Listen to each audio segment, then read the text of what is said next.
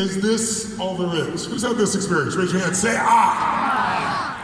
That's worse than failing, because when you fail, most of us we just dust ourselves up, get up, try something else till we win. But if you succeed and you're unhappy, you know what I call technically screwed.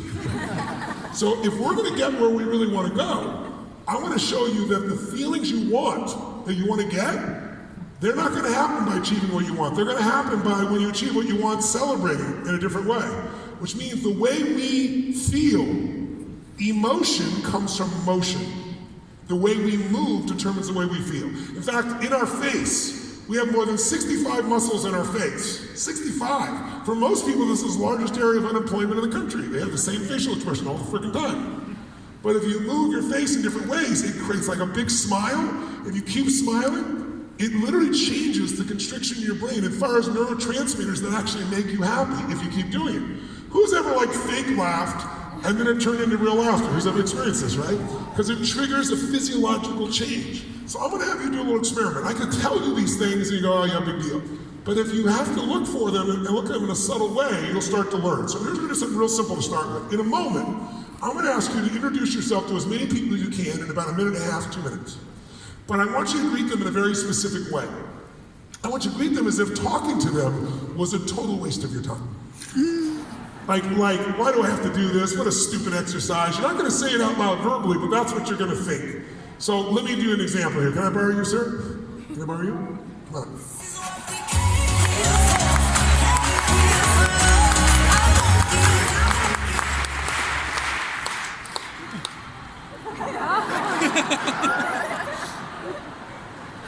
What's your name? What? Moxie? Where are you from, Moxie?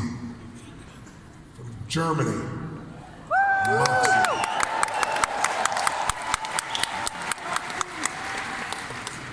Why'd you come here, Moxie?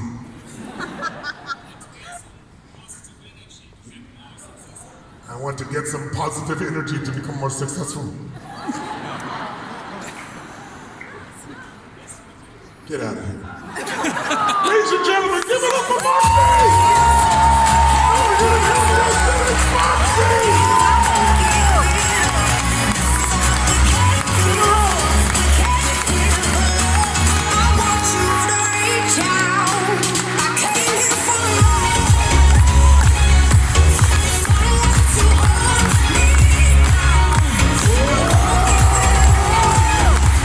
So here's what we're gonna do. You're gonna walk up to as many people as you can, next 1.5 minutes, and you're gonna introduce yourself, but you're gonna do it like it's a waste of your time. Why? 2 reasons. 1, I want you to notice how it feels to be greeted this way.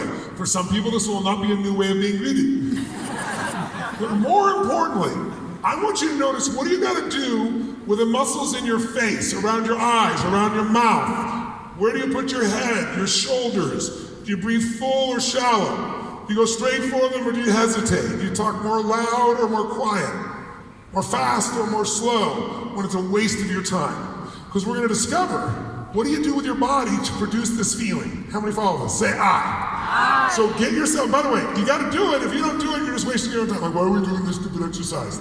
Just do it and notice what you do with your body. You got 1.5 minutes, meet as many people as you can. It's a total waste of your time, go. Stay, shake it all out.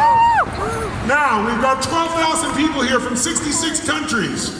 I want to see what we did here. Let's do a test. Please participate by raising your hand when we call on something that's active for you. Shout the word yes or I. How many of you in this room had to change your body in some significant way in order to get in this shitty state? If you did, raise your hand, say I. Did you change the muscles in your face, yes or no? Yes. Yes. Did you change your breathing, yes or no? Yes. More full or more shallow? Shallow. Which one? Shallow. Which one? Shallow. Did you talk louder or quieter? Quiet. Which one? Quiet. Which one? Quiet. Did you talk faster or slower? Slower. Which one? Slower. Which one? Slower. What are the chances in a room of 12,000 people from 66 different countries with 7 languages being translated simultaneously that everyone would use their body the same way? I didn't tell you to talk slowly. I didn't tell you to breathe shallow. I didn't tell you to do anything you did. I just told you to go in that state, and you all did the same thing. If I all told you to behave that way, you wouldn't have. Why did it happen? Even though we're all different. Because even though we're all different, we all have the same gift from our Creator. This body, this nervous system. And if you use it one way, you'll feel like shit. If you another way, it'll feel great. All of you did the same thing. You could hear it, couldn't you? Every person saying the same thing did the same thing. I didn't tell you to do it because that's what you have to do to feel like shit. You gotta breathe more shallow. You gotta slow it down. You do those pieces, and by the way, did you go straight for them or hesitate? Which one? Hesitate. Which one? Hesitate. Which one? Hesitate. So now, shake your body out of that state. Woo! And this, by contrast, let's go to a different state to see if you use your body the same or different. Okay? Let's experiment. This, by the way, some of you couldn't help yourself. You're like, hi. I saw you. So on this one, really change, okay? It won't work. What I want you to do this time is, I'm going to ask you to greet different people this time, but this time I want you to do it as if you're deathly afraid they're going to reject you. And I mean deathly afraid like a little kid, not like an achiever adult. How many of you consider yourself to be an achiever? It's kind of like part of your identity. I make shit happen. Say I. As achievers, we're not supposed to get fearful. So achievers don't get fearful. We just get stressed. See, stress is the achiever word for fear.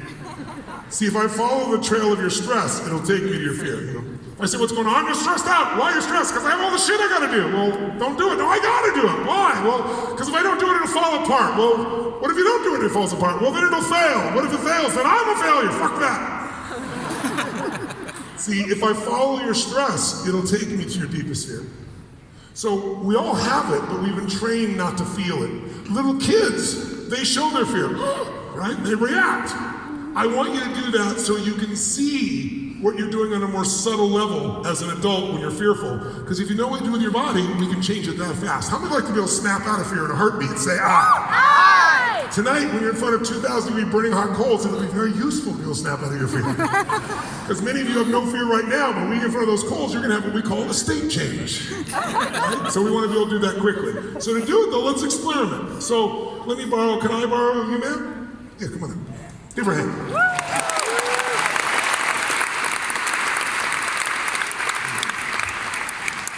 What's your name?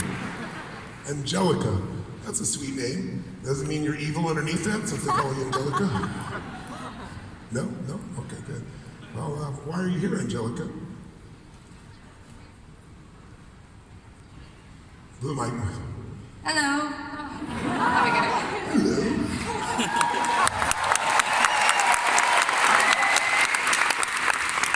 How are you here, Angelica? I was given the opportunity by two great people to come here and experience this. So, Okay. yeah. Well, welcome.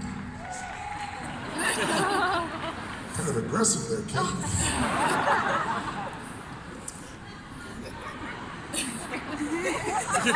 Give her a hand, it's Angelica, ladies and gentlemen! Let her hear ya!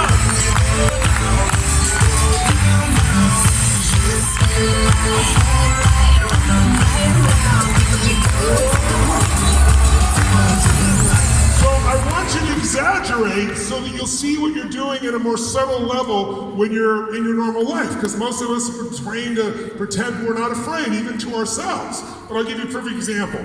Have you ever been at home watching the Winter Olympics on television? Who's ever watched the Winter Olympics or a portion thereof? And you're sitting in your chair and you're watching somebody snowboarding or skiing and you feel yourself start to do this. Who knows what I'm talking about here? I want you to exaggerate so you'll see what you're doing on a more subtle level so we can show you what you're doing so we can change it. Does that make sense? So I want you to exaggerate your fear like a little kid, and I want you to see what do you do different this time with your eyes, your face, around your mouth, your neck, your head, your shoulders. You're breathing more full or more shallow, talking louder or quieter, faster or slower, hesitating less or more than last time. Greet as many people as you can, but exaggerate. You're deathly afraid they're going to reject you. See what you do different. Ready? Go. Which one? How many of you used different muscles in your face this time? If you did, raise your hand and say I. Did you breathe more full or even more shallow than last time? Which one? Which one? More shallow. Shut up. Which one? Shallow. Did you talk louder or quieter? Quieter. Which one? Quieter. Did you talk faster or slower than the last time? Slower. Which one? Slower. Did you go straight forward or hesitate the same or hesitate more than the last time? Which one? Even more. Which one? More. Which one? More. So I want you to notice, you do different things in your body to be pissed off or annoyed than you do to be fearful. If you see what you do in your body to be fearful and we just change it radically, the fear will be gone literally in a second. Your mind might try to still do it, but if you shift your body and your mind, you won't be able to stay there. These are just patterns. If you start understanding your patterns, they're like buttons in your brain, you'll know what to change. And you won't have the illusion someone else is doing it to you. Like the upset one, someone will say, no, I'm not upset because I'm upset. They said this to me, they did this to me. They may have said or did that, but that's not why you're upset. You're upset because you chose to be upset unconsciously. Most of us are not aware of what we do anymore. I want to make you aware so you're in control. For example, what if a child says to you, purple eyes? You have ugly purple eyes? What are you gonna do, just slap the shit out of that kid? No, what happens? You're not upset. Why are you not upset? Because you have a belief that says if a child says this or does this, it doesn't mean anything. But how many of you have a tone of voice that if somebody uses it, or a certain look on their face, or a certain phrase, you're pissed? How many know what I'm talking about here? Yeah. So the truth is it's just you being triggered, but it's you. And we can change it. So let's try one more, a different one. Shake your body out one more time. Shake it out, shake it out. And this time when you go, in fact, make a sound that feels really good just for a moment. Go ahead. This time when you go to greet somebody, I want you to try something different. I want you to greet this person as if, whether or not they like you or not, in the first 3 to 5 seconds of meeting you, is going to determine whether or not they do business with you or not, which is going to determine whether or not your children eat next week. Meaning, if they don't like you in the first 3 to 5 seconds, they're not going to do business with you, and your children are not going to eat. Now, how many of you have no children? Let me see your hands. No children. Okay, so we got to do something for you. So let's change the rules. Here's, by the way, would someone really judge another human being in the first 3 to 5 seconds of meeting them? Would they do that? Yes. Yes or no? Yes. So your job is to make sure you positively influence them and they like you in the first 3 to 5 seconds. If they don't, in case you don't have kids, here's the new rule. Everyone you care about dies like pigs in hell if they don't like you in the first 3 to 5 seconds. If you really believe that, I bet use your face, your voice, and your body in different ways. If you believe everyone you care about is going to die unless they like me, I'm going to have to find some way for them to like me in the first 3 to 5 seconds. Let's see if you use your face, your voice, your body different. Ready? Meet as many people as you can. Go! Sound broke off on me. You can hear me now again? Awesome. Now, did you use your body differently, yes or no? Yes. Did you use more of your body or less of your body? More. More muscles in your face or less? More. Did you talk louder or quieter? Louder. Which one? Louder. Did you talk faster or slower? Faster. Which one? Faster. Did you hesitate or go straight for them? Straight forward. Did you touch them? Yes. Did it feel good? Yes. Why? You should have seen what touch. No, no. Why did it feel good to touch them? Why did it feel better this time when you use more of your body? Why? Because emotion is created by Motion. and when you use more of the gifts your Creator has given you in the form of this body, you experience more of your Creator's gifts. But most of us today live in a box. We live in a box house, we get up in the morning and we have a box breakfast, we get in our box car or the box train and we go to our box office where we talk in a box, we type in a box, we have meetings in a box, we get in our box, drive home, go to our box house, turn on our box TV, go to our box refrigerator and pull out a cylinder to change our state. See, most people's idea of exercise today is fill the tub, pull the plug, and fight the current. If we're gonna feel alive, we gotta use more of our body. How many feel that right now? How many feel better now than when you got here right now? Say, ah! Well, if we're gonna do that effectively, we're gonna have to use it even more. So we're gonna take it up one more notch. You go, one more notch? Well, let me ask you a question first. Was that the best greeting you're capable of giving a total stranger? Is that the best greeting you're capable of giving a total stranger? Yes or no? Yes or no? No. Yes or no? No. Well, let me tell you something. If you said no, thank you very much. If you said no, let's review the assignment, shall we? Said if you don't give your best, everyone you care about dies. You still didn't give your best? We need to talk. But honestly, if you said you didn't give your best, I honor you. You know why? Because whenever we say we did our best, when you get to what you think your best is, what do you always find out? There's always another level. How many agree with this? Say aye. Aye. So we're going to take it up another level. You go, what are we going to do? Get naked? Not yet, not yet. Here's what I want you to do this time. This time when you go to greet somebody, I want you to greet them like they're your long-lost lover best friend. Like, oh my God, it's Mary Moon. There she is. Oh, get out of the way, get out of the way. No, there she is. Oh my God, look, oh, there she is. Oh my God. I want you to greet people like they're your long-lost lover or best friend. Ready? Go!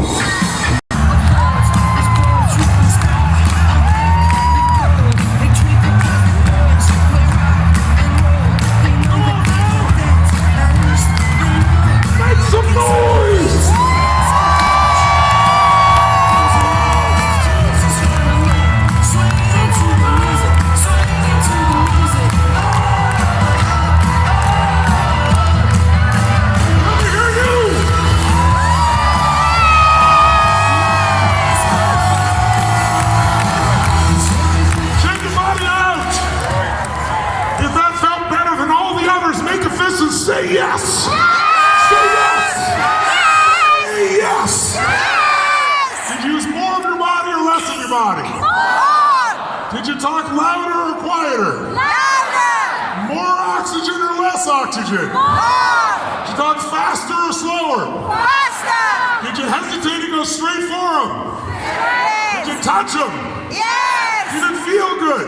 Yes. Why? Because emotion is created by? Motion. And if you use more of the gifts your Creator's given you, you'll experience more of those gifts. How many feel it in your body right now? Say Aye. So let's take it up one more level. How are you going to do that? Not in your greeting of someone now. This time is just taking it up inside you to a higher level. Meaning, I don't know why you came here. All the reasons you came here, there are many. We'll make sure you get what you came here for, but I want to make sure you get more than you came here for. I want to make sure what you're really after, which is to feel the way you want to feel. How many follow this? Say aye. Aye. Because you feel different, you'll behave different. Does that make sense? Yes. So we need to train ourselves to feel good when we don't feel good about it. So one of the things that people don't do anymore, that our culture is around the world is kind of conditioned out of us in the modern culture, is we don't really celebrate very much. I mean, like celebrate like out of control, like a little kid out of your mind. You might celebrate, whoa, yeah, whoa. Yeah. But I mean real celebration like you were a little kid. How many remember being a little kid and celebrating over little shit? Oh, yeah. Like a little kid will get excited about, let me see what that rock tastes like. Oh shit, not that one, we try another one. Kids will try anything and they celebrate, they get excited over the littlest shit. By the way, it's not a gift to be able to be joyous over the little stuff, yes or no? Yes. Look, if you can't be joyous over the little stuff, the big stuff eventually won't do it for you either. So what we want to do is train ourselves to celebrate again. And the problem is, most of us have been taught to fit in. In fact, most people in cultures around the world, especially Western cultures, are taught to fit in. Don't stand out too much, because if you do, someone's going to want to take something from you. They're going to hurt you in some way. But think about this. It's all about lowering your expectations. Because what happens is, people say, oh, he's getting them expecting more of their life. They're going to be disappointed. Of course you're going to be disappointed. Disappointment either drives you or destroys you. You get to choose. How many got disappointed and it drove you to a new level? Say aye. That's what it's supposed to be. That's what it's there for. But if we don't ever celebrate, and even when you succeed, you mute it. I'm curious. How many of you in this room, no matter what country you come from, have had something happen in your life that was really awesome, and you lowered your excitement around other people because you didn't want to annoy them or piss them off or make them feel bad? Who's done this? Let me see your hands. Keep your hands up. Look at the percentage room. It's almost everybody. Now let me ask you an honest question. By you playing less excited about what happened, by you being less enthusiastic, by you playing small, does it make them bigger, yes or no? No. Does it make the other person happier? No. Does it make them stronger? No. Does it inspire them? No. But what it does do is it teaches your brain it's not good to be too happy. And we have the largest percentage of people in the history of the world now on antidepressants. And it's not because the world is so bad. There's more choices and more freedoms in this world today, most places around the world, than there's ever been in human history. True? Yes. We're living in, yeah, give it up for times still on.